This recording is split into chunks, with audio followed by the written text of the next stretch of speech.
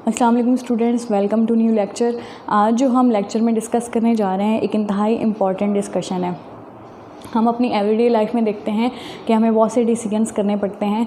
Like हम shopping करने जाते हैं तो हम बहुत सी जो हमने चीज़ें लेनी होती हैं हम उसके पॉजिटिव एस्पेक्ट्स भी देखते हैं और नेगेटिव एस्पेक्ट्स भी देखते हैं। किसी चीज़ को पॉजिटिव वे में भी देखना और नेगेटिव वे में देखना क्या कहलाता है कि हम उसका क्रिटिकल एनालिसिस करने जा रहे हैं। ठीक है, ये तो हो गया हमारे एवरीडे लाइफ में। अब हम अपने लेक्चर की तरफ चलते हैं कि हम कहाँ तक पहुँच चुके थे। डेटाबेस मैनेजमेंट सिस्टम की तरफ पहुंच चुके थे। हमने जान लिया था कि डेटाबेस मैनेजमेंट सिस्टम क्या होता है। आज हम देखेंगे उसका क्रिटिकल एनालिसिस करेंगे कि उसके पॉजिटिव एस्पेक्ट्स कौन से हैं, मतलब उसके एडवांटेजेस कौन से हैं, और उसके नेगेटिव एस्पेक्ट्स कौन से हैं, मतलब उसके डिसएडवांटेजेस कौन कौन से हैं। चलते हैं, स्टार्ट करते हैं। आज हमारे टॉपिक का नाम है डेटाबेस मैनेजमेंट सिस्टम। ठीक है, उसके हम देख रहे हैं, एक दे रहे हैं उसके एडवांटेजेस और दूसरा बाद में देखेंगे हम disadvantages. So first of all हम चलते हैं कि इसके एडवांटेजेस कौन कौन से होते हैं। इसके एडवांटेजेस हैं हमारे पास, एक है डाटा इंडिपेंडेंस और दूसरा है support complex data relationship, third is sophisticated data security feature, fourth is database backup और recovery, and last one fifth one advanced capabilities. अब इसको वन बाय वन देखते हैं। हमारे पास डाटा इंडिपेंडेंस क्या होती है। अब हमारे पास होते हैं एप्लीकेशन प्रोग्राम्स होते हैं जो क्या यूज़ कर रहे होते हैं, हमारे यूज़र्स जो होते हैं वो यूज़ कर रहे होते हैं। और दूसरा क्या है, हम यूज़ किस चीज़ को कर रहे हैं, हमारी डेटाबेस को कर रहे हैं। तो ये क्या है, बीइंग यूज्ड। यूज़ कौन कर रहे हैं, एप्लीकेशन प्रोग्राम्स के थ्रू कौन कर रहे हैं, यूज़र्स कर रहे हैं। और यूज़ क्या हो रही है, हमारी डेटाबेस। ठीक है, अब यूज़र जो हैं इनका हम इसको डेटाबेस तक डायरेक्ट या एप्लीकेशन प्रोग्राम्स को डायरेक्ट एक्सेस नहीं दे सकते हम, और न जो डेटाबेस है वो भी हमारे यूज़र्स तक डायरेक्ट एक्सेस नहीं ले सकती। इसको हैंडल करने के लिए हमने जो सिस्टम इंट्रोड्यूस करवाया है वो क्या है, DBMS, database management system. Users जो भी क्यूरीज करती हैं, इनको जो भी डेटाबेस चाहिए होते हैं, डेटाबेस में से जो भी डाटा चाहिए होता है वो किसको पहले रिक्वेस्ट आती है, हमारी DBMS को, डेटाबेस मैनेजमेंट सिस्टम को। देन वो कांटेक्ट करता है हमारी डेटाबेस में से, देन डेटाबेस वापस रिटर्न करती है, हमारा जो क्यूरी का रिस्पॉन्स होता है वो DBMS को रिस्पॉन्स करती है। देन DBMS कैलकुलेट करता है सारी प्रोसेसिंग करके, डिसीजन करके, देन जो रिस्पॉन्स होता है वो किसको देता है, एप्लीकेशन प्रोग्राम्स या फिर हमारे यूज़र्स को।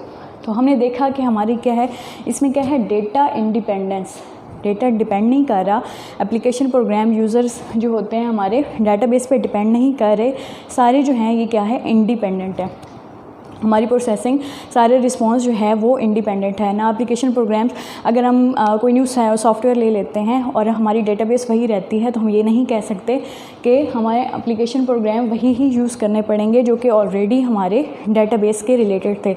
अगर हमारी रिक्वायरमेंट चेंज हो जाती है या फिर हमारी टेक्नोलॉजी चेंज हो जाती है तो हम एप्लीकेशन प्रोग्राम को भी अपग्रेड कर सकते हैं। राइट, मतलब यहाँ पे क्या एग्जिस्ट कर रही है, डेटा इंडिपेंडेंस। हम जिसको जिस तरह चाहें उस तरह कैरी कर सकते हैं। नेक्स्ट है जी support complex relationships. Complex relationships क्या हैं, हमने पीछे देखे थे, मॉडल्स देखे थे। मॉडल्स से हमारे डेटाबेस के मॉडल्स देखे थे, हायरार्किकल मॉडल देखा था, इसके अलावा रिलेशनल मॉडल देखा था और नेटवर्क मॉडल देखा था। नेटवर्क मॉडल जो था उसमें जो रिलेशनशिप्स थे बहुत ही वो कॉम्प्लेक्स था। ठीक है, वो फ्लेक्सिबिलिटी हमें प्रोवाइड कर रहा था।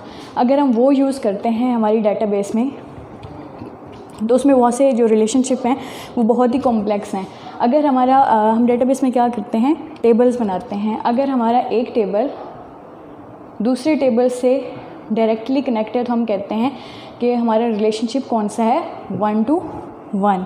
अगर हमारा एक टेबल बहुत से टेबल से कनेक्ट है तो हम कहते हैं कि हमारा रिलेशनशिप जो है वो 1 to many है। अगर हमारा बहुत से टेबल्स हैं वो एक ही टेबल के बहुत से टेबल्स के साथ मज़ीद वक्त कनेक्ट हैं उसको हम कहते हैं कि हमारा रिलेशनशिप कौन सा है, मैनी टू मैनी। और लास्ट वाला हमारा एक है रिलेशनशिप है जिसको हम कहते हैं कि ये क्या है, रिकर्सिव है। रिकर्सिव में क्या होता है, अगर हमारे पास टेबल्स हैं तो एक टेबल अपने ही साथ कनेक्ट है, ठीक है, अपनी इंफॉर्मेशन अपने में से ही क्या कर रहा है, गेट कर रहा है, तो हम कहते हैं कि उस टेबल की जो रिलेशनशिप है अपने साथ, उस रिलेशनशिप को हम कहते हैं कि क्या है, रिकर्सिव है। तो ये सारे जो हैं, ये सारे रिलेशनशिप्स जो हैं ये मिलकर बन जाते हैं कि डाटा का कौन सा रिलेशनशिप है, एक कॉम्प्लेक्स है। ऑब्वियसली जब एक ही टेबल में, एक ही डेटाबेस में ये सारे रिलेशनशिप्स एग्जिस्ट कर रहे होंगे तो हमारे पास रिलेशनशिप कैसे बन जाएगा, बहुत ही कॉम्प्लेक्स। इस कॉम्प्लेक्सिटी के बाद भी हमारा जो DBMS है वो हमें ये सपोर्ट कर रहा है। हम अपने डेटाबेस में जितनी मर्ज़ी चाहे अपने ये रिलेशनशिप्स एग्जिस्ट करवा सकते हैं। नेक्स्ट चलते हैं।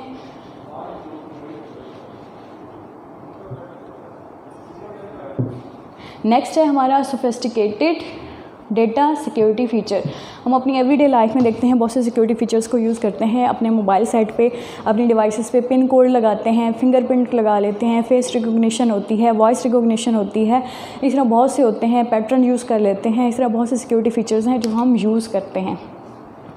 DBMS को यूज़ करते वक्त इसका कौन सा एडवांटेज है कि ये हमें डेटाबेस में सोफिस्टिकेटेड, ये क्या होता है कि किसी भी तरह का उलझा हुआ होता है, कोई भी हम अपना फ़ीचर ले सकते हैं, पैटर्न ले सकते हैं, फेस रिकॉग्निशन ले सकते हैं, वॉइस रिकॉग्निशन ले सकते हैं, फिंगरप्रिंट ले सकते हैं, कोई भी बायोमेट्रिक कोई और मेथड यूज़ कर सकते हैं। तो DBMS हमें क्या अलाउ करता है कि हम अपनी डेटाबेस को डेवलप करते वक्त, उसको मेंटेन करते वक्त, अपग्रेड करते वक्त, एडमिनिस्ट्रेशन करते वक्त हम कोई भी फ़ीचर यूज़ कर सकते हैं। तो ये हमारा कौन सा इसका एडवांटेज होगा कि सोफिस्टिकेटेड कोई भी फ़ीचर, डेटा सिक्योरिटी फ़ीचर हमें ये अलाउ करता है, ठीक है। ये उसका बहुत ही बेस्ट एडवांटेज है, क्योंकि हम डेटा सिक्योरिटी फ़ीचर को यूज़ नहीं करेंगे तो हमारा कोई भी ऑर्गेनाइजेशन है, कोई भी हम पर्सनल ले लेते हैं, हमारा डाटा बंदे से ज़्यादा आजकल किसकी वैल्यू है, डाटा की है। अगर डाटा लॉस हो जाता है तो फिर ऐसे समझें सब कुछ लॉस हो गया। कॉलेज का ले लें, हाँ, कॉलेज में से अब ये वीडियो लेक्चर्स हो रहे हैं, हम रिकॉर्ड करवा रहे हैं, देन लॉन्च करवा रहे हैं, अपलोड करते वक्त फिर स्टूडेंट्स को दिए जाएंगे।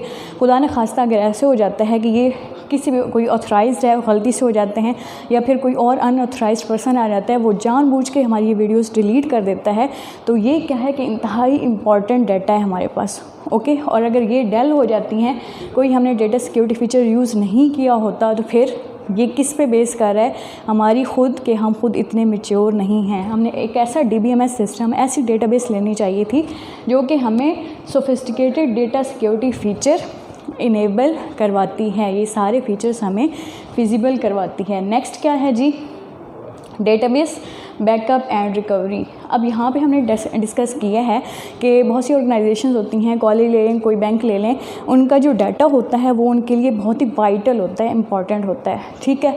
तो इसके लिए हमें बैकअप या रिकवरी लेना बहुत ज़रूरी है। खुदा न खास्ता अगर कहीं लॉस हो जाता है, जैसे मैंने कहा ऑथराइज्ड पर्सन से गलती से डेल हो जाता है, ठीक है, या फिर कोई और अनऑथराइज्ड एक्सेस आ जाती है, तो क्या होता है, हमारा डाटा चला गया, डेल हो गया।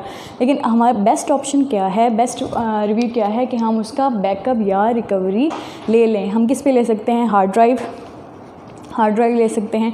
इसके अलावा आजकल गूगल ड्राइव बेस्ट ऑप्शन है। इसके अलावा और बहुत सी ऑप्शंस होती हैं, सर्वर्स ले सकते हैं, ठीक है, सर्वर को यूज़ करते हुए हम अपना डाटा बैकअप और रिकवरी कर सकते हैं। इसके अलावा बहुत से ऑप्शंस हैं जो कि हमें मस्ट यूज़ करने चाहिए ताकि हमारा डाटा खुदा न खास्ता अगर लॉस हो भी जाए तो हमारे पास क्या हो, उसका बैकअप या रिकवरी हो, ताकि हम उससे बाद में वैसे ही यूज़ कर सकें जैसे कि हम अपने ओरिजिनल डाटा को यूज़ कर रहे थे। ओके, होप सो ये क्लियर हो गया होगा। नेक्स्ट चलते हैं कि हमारी ये क्या DBMS प्रोवाइड करता है हमें, एडवांस्ड कैपेबिलिटीज़। एडवांस्ड कैपेबिलिटीज़ क्या होती हैं कि अगर हमने डेटा सिक्योरिटी फीचर्स लेने हैं अपने DBMS में, डेटाबेस में, तो DBMS में क्या प्रोवाइड करता है कि एक रिस्ट्रिक्शंस, लिमिटेशन लगा सकते हैं। लाइक अगर हमने पासवर्ड देना है तो पासवर्ड क्या होना चाहिए, मिनिमम 8 कैरेक्टर्स होने चाहिए। और कह सकते हैं अगर हमने ईमेल यूज़ करनी है तो @ का साइन मस्ट होना चाहिए। इसके अलावा हमने कोई और जब कोई पासवर्ड हम एंटर करते हैं तो हमारे जो कैरेक्टर्स हैं वो विजिबल नहीं होने चाहिए। वो किस फॉर्म में विजिबल होने चाहिए? डॉट्स होने चाहिए, ठीक है। अगर क्योंकि जो ऑथराइज्ड पर्सन होगा उसको तो पता होगा कि उसका पासवर्ड क्या है, लेकिन अगर कोई अनऑथराइज्ड पर्सन देख भी रहा है तो उसको जस्ट वो डॉट्स शो हो, ठीक है, उसको पासवर्ड का पता ना चले, ताकि हमारे जो वाइटल डेटा है वो सिक्योर रहे, ठीक है। तो ये क्या है, इसकी एडवांस्ड कैपेबिलिटीज़ हैं। इसके अलावा एक और एग्जांपल लेती हूँ। हमारा डेटाबेस में डाटा कैसे स्टोर होता है? As form of tables. Example ले लेते हैं एक स्टूडेंट की, ठीक है। अगर हमने STD लिख रही हूँ, स्टूडेंट इसको करना है रिस्पॉन्स। अगर स्टूडेंट का हम क्या कर रहे हैं, डाटा स्टोर करवा रहे हैं, एक कॉलम है हमारे पास, डेटाबेस में क्या होते हैं, टेबल्स होते हैं, तो टेबल ऑब्वियसली किस में होगा, रोज़ और कॉलम्स में। अगर हमारे पास एक है ID है उसकी स्टूडेंट की, दूसरा है नेम है, और थर्ड एज ले लेते हैं। ID में क्या है, हम इस कॉलम में ये डिफ़ाइन कर सकते हैं कि इसमें सिर्फ कैसे नंबर आने चाहिए, न्यूमेरिक होने चाहिए, ठीक है, न्यूमेरिक, क्योंकि ID हमेशा 1 2 3 की फॉर्म में होती है। अगर हमारा कोई पर्सन कोई यूज़र ABC लिख देता है तो कभी भी ये है ही नहीं, कभी ID टेक्स्ट फॉर्म में होती नहीं है, हमेशा न्यूमेरिक फॉर्म में होती है। नेक्स्ट क्या है, नेम कैसे होना चाहिए। अगर नेम मैं 1 2 3 लिख देती हूँ, कोई यूज़र लिख देता है, तो ये हमें डिफ़ाइन होना चाहिए कि ये कैपेबिलिटी, एडवांस कैपेबिलिटी किसकी है, DBMS की, कि वो हमें बताती है। ये सारी रिस्ट्रिक्शंस हम लगा सकते हैं कि नेम जो है हमेशा टेक्स्ट फॉर्म में होना चाहिए।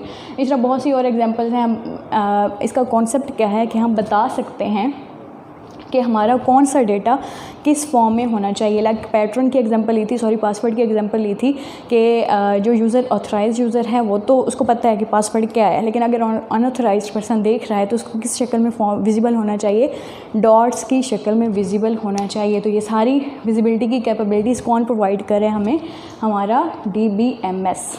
ये होगी इसकी एडवांस्ड कैपेबिलिटीज़। अब फ़वाइद तो हमने देख लिए, तो हर चीज़ के फ़वाइद भी होते हैं, खुश हो लें कि फ़वाइद होते हैं, लेकिन अब हमने देखने हैं कि फ़वाइद के साथ साथ इसके डिसएडवांटेजेस भी होते हैं। डिसएडवांटेजेस में क्या है हमारा, first is required additional system overhead. Required additional system overhead. Additional, हमने डेटाबेस बना ली, तो उसके लिए डेटाबेस तो बना लिया, डेवलपर ने बना ली, किस में बनाई, हमें कोई ना कोई कंप्यूटर को, सिस्टम को यूज़ करना पड़ेगा, मतलब हमने एक हार्डवेयर यूज़ किया है, ठीक है। उसके लिए कॉस्ट भी लगती है। अगर हमने एक एग्जांपल लेते हैं, स्टूडेंट का एडमिशन हुआ, उसके लिए हमने डेटाबेस बना डाली, ठीक है। उसके सारे डाटा नेम, फादर नेम, सारी जो उसकी बाकी क्वालिफ़िकेशन के लिए सारी इन्फॉर्मेशन थी वो हमने डेटाबेस में स्टोर कर ली। फिर हमने फील क्या किया, तो हम MS Excel में भी स्टोर कर सकते थे। इसके लिए डेटाबेस की क्या ज़रूरत थी, हमें बहुत से सर्वर को भी यूज़ कर लिया हमने। इसके अलावा सिस्टम्स बहुत से यूज़ कर लिए, क्योंकि हमने डाटा शेयर करना होता है। तो ये क्या है हमारी एडिशनल, सिर्फ हमारे सिस्टम नहीं लग रहे, हार्डवेयर नहीं लग रहा, कॉस्ट भी लग रही है। कॉस्ट के बाद कोई ना कोई उसको मैनेज कर रहा है, तो हमारा टाइम भी लग रहा है, ठीक है। हमारे एम्प्लॉयज़ भी यूज़ हो रहे हैं, तो ये सारे एसेट्स हमारे यूज़ हो रहे हैं। तो ये क्या है इसका डिसएडवांटेज, कि एडिशनल सिस्टम ओवरहेड रिक्वायर करता है हमारा DBMS। क्लियर। नेक्स्ट है जी एडिशनल ट्रेनिंग। एडिशनल ट्रेनिंग है, डेटाबेस बनाई हमने, डेवलपर से बनवा ली हमने। नेक्स्ट है जी हमने सारी सिस्टम ले लिए, हार्डवेयर ले लिया। नेक्स्ट उसको कंट्रोल कौन करेगा, मैनेज कौन करेगा, तो हमें एम्प्लॉयज़ को ट्रेनिंग भी देनी पड़ेगी, ठीक है। हमारी ऑर्गेनाइजेशन है, हमने पे तो स्टाफ को देनी ही देनी है, ठीक है। एक हमारे पास ऑप्शन है कि हम उनको खुद ट्रेन कर लें, उसके लिए भी हमें बहुत से हार्डवेयर, सॉफ्टवेयर, प्रेजेंटेशन देने के लिए भी बहुत सी चीज़ें यूज़ करनी पड़ती हैं। जो सारी इक्विपमेंट्स के लिए हमारे पास कॉस्ट भी लग रही है। हम खुद भी यूटिलाइज़ हो रहे हैं, ऑर्गेनाइजेशंस के जो ऑनर हैं उनको आना पड़ता है, ऑनर्स की और भी बहुत सी रिस्पॉन्सिबिलिटीज़ होती हैं, लेकिन उनको आना पड़ता है, अपना टाइम यूटिलाइज़ करना पड़ता है, अपने एम्प्लॉयज़ को क्या करनी पड़ती है, ट्रेनिंग देनी पड़ती है। एक तो ये ऑप्शन है कि हम खुद, ऑर्गेनाइजेशंस के जो ऑनर हैं वो खुद अपने एम्प्लॉयज़ को ट्रेनिंग दे दें। एक और हमारे पास ऑप्शन है कि अगर हम अपनी ही टीम को, अपनी ऑर्गेनाइजेशन की जो टीम है उसको कहीं बाहर भेज दें। ऐसे बहुत से इंस्टीट्यूशंस होते हैं जो कि सिर्फ ट्रेनिंग दे रहे होते हैं और दूसरी ऑर्गेनाइजेशंस के एम्प्लॉयज़ को, लेकिन फिर अगर वहाँ पे भी हमने भेजना है अपनी ऑर्गेनाइजेशंस के एम्प्लॉयज़ को, तो उनको हमें पे करना पड़ेगा, ठीक है। पे करना पड़ेगा, तो हमारा क्या है, ये क्या है, एडिशनल ट्रेनिंग का ट्रेनिंग देने के लिए हमें एक तो कॉस्ट लगानी पड़ रही है किसी भी लिहाज से, खुद कर रहे हैं ट्रेनिंग तो फिर भी हमें बहुत से ऐसे हार्डवेयर, ऐसे सॉफ्टवेयर बहुत से यूज़ करने पड़ेंगे जो बहुत ही कॉस्टली होते हैं। अगर ख़ुद नहीं करवा रहे, कहीं बाहर भिजवा रहे हैं, किसी और ऑर्गेनाइजेशन में बनवा रहे हैं, तो फिर भी हमें क्या है उन ऑर्गेनाइजेशन वाले को, उन ट्रेनर्स को क्या करना पड़ेगा, पे करना पड़ेगा। ठीक है, तो ये भी क्या है, एडिशनल ट्रेनिंग है। ट्रेनिंग के लिए हमें एडिशनल रिसोर्सेज लगाने पड़ते हैं। नेक्स्ट क्या है, प्रॉब्लम मल्टीप्लिकेशन। कैसे होती है प्रॉब्लम, होती है बाय सिलेक्टिंग रॉन्ग इन्वायरमेंट। हमने डेटाबेस तो बना ली, ठीक है, डेटाबेस बनाते वक्त उस वक्त हमें ये पॉइंट ऑफ व्यू माइंड में रखना चाहिए था कि हमने सर्वर कोई ऐसा नहीं लेना, लाइक हमें ज़रूरत है पूरे कॉलेज का रिकॉर्ड हमने सेव करवाना है, लेकिन हम सर्वर ऐसा ले रहे हैं, ऐसा हम बाय कर रहे हैं जो सिर्फ 100 स्टूडेंट्स का रिकॉर्ड ही मेंटेन कर सकता है। ये हमने उस वक्त नहीं सोचा, हमने समझा बस थोड़ा सा हमारा स्कूल है, 1000-2000 इतने ही हमारे कॉलेज में या स्कूल में एडमिशन लेंगे स्टूडेंट्स। लेकिन बाद में हमें पता चला कि हमारा स्कूल, हमारा कॉलेज तो माशाल्लाह बड़ा ग्रो कर रहा है, तो हमें एक ऐसा सर्वर चाहिए था जो कि 2-3 लाख तक हमारे स्टूडेंट्स का रिकॉर्ड मेंटेन कर सके, जो कि क्या है बाद में सिलेक्ट आया, हमने सेलेक्ट किया, बाद में हमें ख्याल आया। तो रॉन्ग इन्वायरमेंट क्या है, हमने पहले सर्वर कौन सा लिया जो कि सिर्फ 1000 कर लेते हैं, 1000 स्टूडेंट्स का पहले हमारा कॉन्सेप्ट था कि हमें एक ऐसे सर्वर की ज़रूरत है जो कि सिर्फ 1000 स्टूडेंट्स का रिकॉर्ड मेंटेन कर सके। लेकिन बाद में जब हमने हमारे कॉलेज ने ग्रो करना शुरू किया, हमारे स्टूडेंट्स की तादाद 1 लाख तक पहुंच गई आफ्टर। तो बाद में हमने क्या फ़ील किया कि हमने तो सर्वर गलत चूज़ कर लिया, ठीक है, हमने डेटाबेस के लिए अपना एनवायरनमेंट गलत चूज़ कर लिया है, तो क्या है हमें प्रॉब्लम्स फेस करनी पड़ती हैं और प्रॉब्लम्स जो हैं वो मल्टीप्लाई हो सकती हैं। ठीक है, problem then problem then problem, क्योंकि हमने बेस क्या कर ली थी, स्टार्ट में ही डिसीजन गलत कर लिया था, हमने अपने सर्वर, अपने रिसोर्स को गलत चूज़ कर लिया था जो कि हमारी रिक्वायरमेंट्स के एग्जैक्टली अगेंस्ट था। नेक्स्ट चलते हैं, data as corporate resource. Example ले लेते हैं बैंक की। बैंक में हम अपना डाटा स्टोर करवाते हैं, अपनी पर्सनल इन्फॉर्मेशन देते हैं, हमारी अमाउंट सारा रिकॉर्ड होता है, हमारा एड्रेस होता है, तो ये इंतहाई वाइटल है हमारे लिए, इंतहाई सेंसिटिव है, इंतहाई ये जो हमारी पर्सनल इन्फॉर्मेशन होती है। इसको जब हम बैंक को देते हैं तो बैंक जो है अगर एक ऑर्गेनाइजेशन है वो दूसरी ऑर्गेनाइजेशंस के साथ एग्रीमेंट कर लेती है, उसके और बहुत से डिपार्टमेंट्स आ जाते हैं, तो क्या करेगी, ऑब्वियस सी बात है, जब वो एक बेस है, ऑर्गेनाइजेशन है, वो दूसरी ऑर्गेनाइजेशन के साथ जब एग्रीमेंट कर लेती है तो जौन सा भी उसका डाटा होता है उसने दूसरी के साथ भी शेयर करना है। ठीक है, तो हमारा जो डाटा होगा इंतहाई पर्सनल होगा, वो क्या बन जाता है, एज कॉर्पोरेट रिसोर्स। मतलब एक ऑर्गेनाइजेशन के अंडर जितनी ऑर्गेनाइजेशंस हैं, उनके डिपार्टमेंट्स हैं, उनमें हमारा डाटा क्या है, शेयर हो रहा है, जो कि गलत बात है लेकिन ऑर्गेनाइजेशंस करती हैं। तो ये क्या है, अगर हमने DBMS सिस्टम को यूज़ किया हुआ है, हमारा DBMS सिस्टम ये क्योंकि सपोर्ट करता है, तो ये क्या है, इसका डिसएडवांटेज है, क्योंकि हर किसी का डाटा उसके लिए पर्सनल जो होता है बहुत ही वाइटल और इम्पॉर्टेंट होता है, तो हमारा डाटा जो है वो शेयर नहीं होना चाहिए। लेकिन DBMS ये जो फैसिलिटी है वो ऑफ़र करता है, तो ये क्या होगा, इसका डिसएडवांटेज हो गया। नीड ऑफ डिक्शनरी, डाटाबेस को हम यूज़ कर रहे हैं, ऑब्वियस सी बात है, हमने डाटाबेस को मैनेज करना है, मेंटेन करना है DBMS सिस्टम में, तो हमें एक डिक्शनरी की ज़रूरत है। डिक्शनरी ये नहीं होती जो हम अपनी रियल लाइफ में यूज़ करते हैं कि अक्सर ट्रांसलेशन के लिए जो डिक्शनरी यूज़ हो गई, हमें इंग्लिश का लफ्ज़ समझ नहीं आता, इंग्लिश टू उर्दू डिक्शनरी ले लेते हैं, उर्दू के वर्ड समझ नहीं आते, उर्दू टू इंग्लिश डिक्शनरी ले लेते हैं, लेकिन ये वो वाली डिक्शनरी नहीं है। यहाँ पे हमने एग्जांपल ली थी कि डेटाबेस में हमारे डाटा कैसे स्टोर होता है, टेबल की फॉर्म में होता है। ठीक है, टेबल किस में होते हैं, रोज़ और कॉलम्स में हो सकते हैं। अब ये डिफ़ाइन करना कि हमारी जो आईडी होगी, ठीक है, ये कॉलम्स हैं, कॉलम्स में किस टाइप का डेटा स्टोर हो सकता है, ये हम किस में डिफ़ाइन करेंगे, अपनी डिक्शनरी में करेंगे। ठीक है, एक टेबल में कितने रिकॉर्ड्स हो सकते हैं वो हम किस में डिफ़ाइन करेंगे, अपनी डाटा डिक्शनरी में करेंगे। नेक्स्ट है कितनी एंटिटीज़ का डेटा स्टोर करवा सकते हैं, ये भी हम किस में करेंगे, अपनी डाटा डिक्शनरी में करेंगे। तो DBMS सिस्टम में सारे rules and regulation, data definition, data को कैसे रिप्रेजेंट करना है, कहाँ तक एक्सेस देनी है, कौन कौन एक्सेस कर सकता है हमारी डाटाबेस को, हमारे कौन से एप्लीकेशन सॉफ्टवेयर यूज़ करने हैं, कौन से सिस्टम सॉफ्टवेयर यूज़ करने हैं, इसके अलावा कौन कौन सा इन्वायरमेंट यूज़ करना है, हम कब तक अपग्रेड कर सकते हैं, हम कब तक मेंटेन कर सकते हैं, हमें मेंटेन करने की ज़रूरत है भी या नहीं, ये सारी चीज़ें, सारे एस्पेक्ट्स हम कहाँ पे डिफ़ाइन करते हैं, हमें डिक्शनरी में हम इसको डिफ़ाइन करते हैं। तो हमें किसकी ज़रूरत है, डाटा डिक्शनरी की ज़रूरत है। तो ये ओवरऑल हो गया हमारे DBMS सिस्टम के डिसएडवांटेजेस हो गए।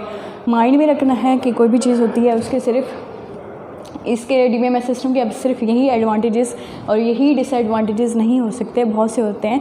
लेकिन हमने FSC है, ICS है, इस इंटर लेवल पे हमने सिर्फ जो सिलेबस में होता है जस्ट वही हमारे लिए रिक्वायर्ड होता है। तो ये हमने पढ़ लिए जो अकॉर्डिंग टू हमारे सिलेबस थे। अब चलते हैं जी, हम ओवरव्यू ले लेते हैं।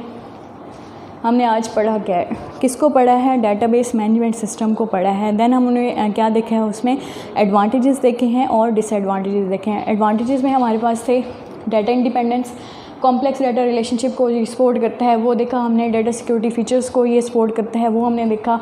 फिर क्या है कि ये डाटाबेस बैकअप और रिकवरी को सपोर्ट करता है, वो हमने देखा।